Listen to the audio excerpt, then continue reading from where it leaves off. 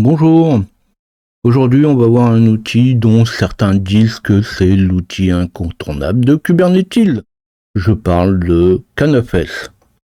Vous allez voir que c'est vrai, c'est simple d'emploi, pratique, même sans configuration, il évite de connaître les commandes de kubectl. Les pros de la ligne de commande pourront s'en passer.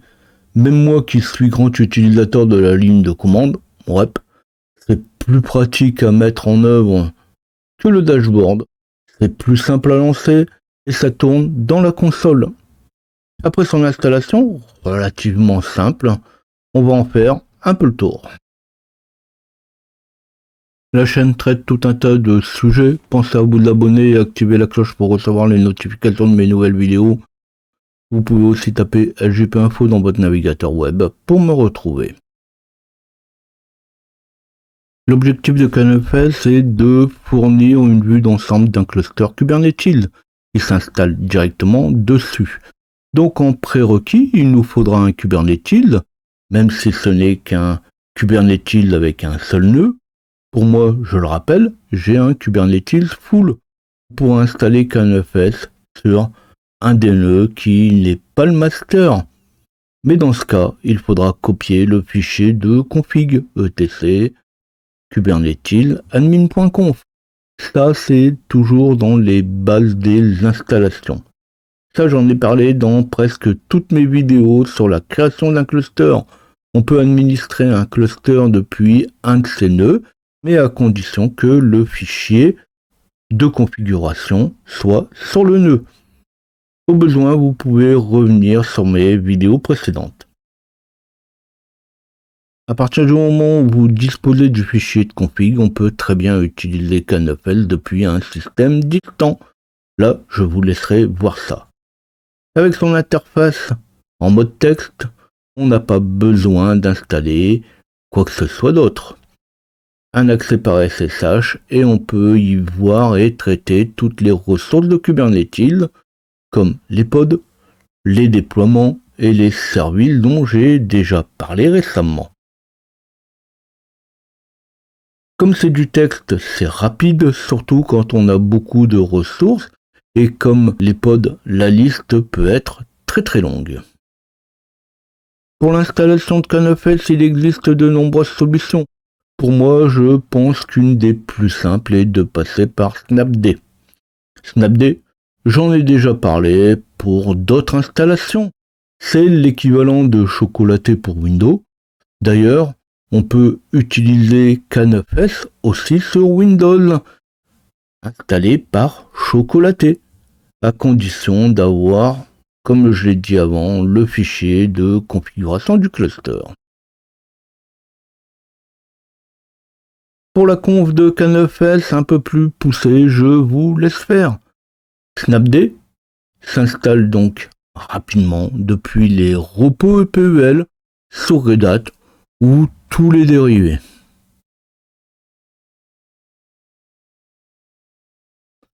On peut alors vérifier si EPEL release est installé avec un RPM espace-QA espace pipe, donc la barre verticale, grep EPEL-release. Alors bien sûr EPEL-release, comme il y a un tiret, et il ne faut pas qu'il soit interprété en tant que moins, on met EPEL-release entre guillemets.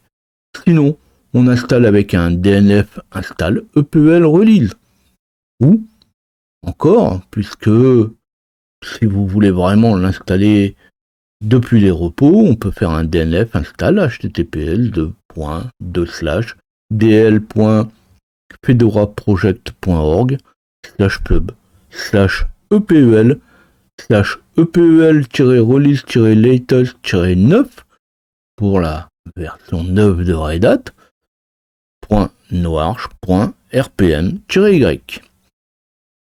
Tout dépend bien sûr de la version du système. Là, je viens de le dire pour le 9, pour le 8, ça serait exactement la même chose. Mais installer EPEL release, c'est quand même quelque chose de commun. C'est même simple quand on sait faire de toute façon du cube. Quand c'est fait, on fait un DNF update, un DNF upgrade-y. Ça peut être aussi le moment de mettre à jour le système. Donc quand j'ai installé l'EuropeEPL, il ne me reste plus qu'à installer Snapd avec un DNF install snapd-y. Et quand ça sera fait, on va l'activer avec un systemctl enable-now snapd.socket. Alors je reviens pas sur tout ça, hein. Le now c'est pour lui dire de l'activer et de le démarrer en même temps. On pourrait très bien faire un système ctl start snap.socket. Et puis on va terminer par un ln espace -s /var /lib /snapd /snap espace /snap.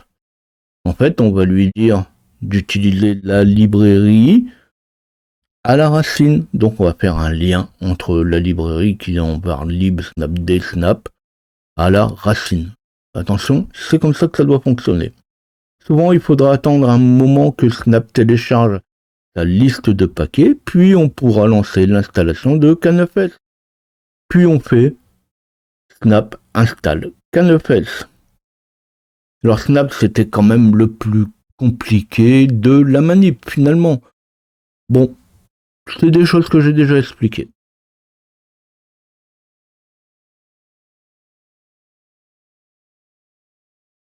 Le binaire de K9s va donc se mettre dans le dossier de Snap. Alors c'est pas trop facile à retenir, alors on va créer directement un lien vers user bin. Comme ça on pourra lancer K9s avec un simple K9s.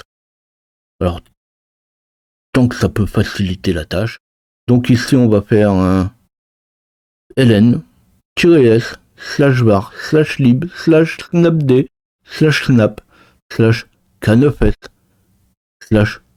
/155 /bin /k9s vers /usr /bin. Alors effectivement, c'est bien ce que je disais, le chemin var lib snapd snap k9s 155 bin k9s, c'est quand même pas facile à retenir. Sauf que là, maintenant qu'on l'a mis dans user bin, on n'a plus qu'à faire k9s pour le lancer. Alors je vais quand même vous laisser voir un petit peu tout ça avant de passer à la suite.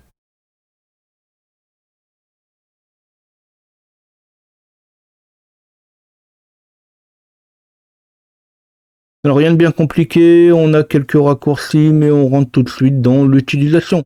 Je vous invite à faire point d'interrogation, vous allez voir que ce ne sont pas les seuls raccourcis. Je n'explique rien, sinon j'ai pas fini.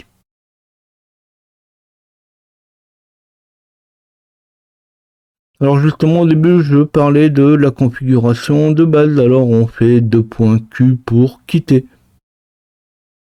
Si vous n'êtes pas allé dans point d'interrogation, vous ne saurez pas comment faire. CTRL-C le fait, ce n'est pas la bonne pratique. On peut taper aussi K9s info qui va vous donner les informations de base. Comme ça on peut voir où est le fichier de configuration.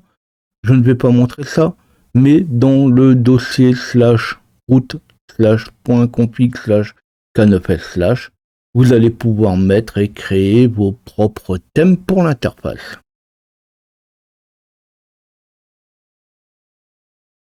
Et il fallait bien que je la passe quelque part sur le site de K9s, donc https://k9scli.io.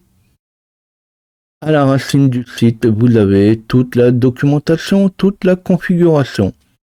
Même sans comprendre l'anglais, vous avez bien des vidéos qu'il suffira de suivre, des présentations en 2 mots. Vous allez y trouver tout ce qu'il vous faut et surtout, vous n'avez plus besoin de moi. Je ne vais pas plus loin dans la présentation du système, c'est pratique, rapide, pas besoin de connaissances particulières pour l'utiliser. C'est quand même un outil dont on parle beaucoup. Comme je disais, j'aime bien quand même lancer les commandes directement. Dans mes prochaines vidéos, dans la mesure du possible, j'essaierai de passer un peu par là, histoire de montrer quand même le fonctionnement. Alors bien sûr, si l'information vous a plu, vous pensez à liker. Je l'ai déjà dit, Kubernetes ou ses dérivés proposent plein de choses, de quoi ne pas s'ennuyer, mais aussi de quoi avoir des questions. Alors posez-les, laissez-les vos remarques et suggestions sous la vidéo. Vous vous doutez bien qu'il reste pas mal de choses à en dire, alors à bientôt.